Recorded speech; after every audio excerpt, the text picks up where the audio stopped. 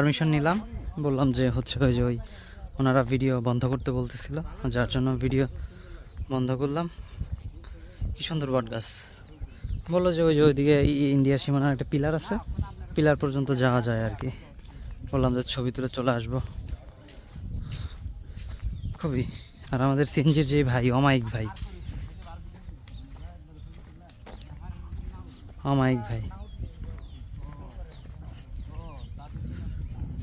Normally হচ্ছে Bangladesh border guard মানে বিজিবিতে যারা আছে ওনাদের ভিডিও ফুটেজ নেওয়া নিষেধ অথবা নিতে না করছে আর কি। নর্মালি এইদিকে ভিডিও করতে পারবো আর কি। আর আমাদের যে আজকে ড্রাইভার ভাই, উনি খুবই ফ্রেন্ডলি, অসাধারণ একজন লোক।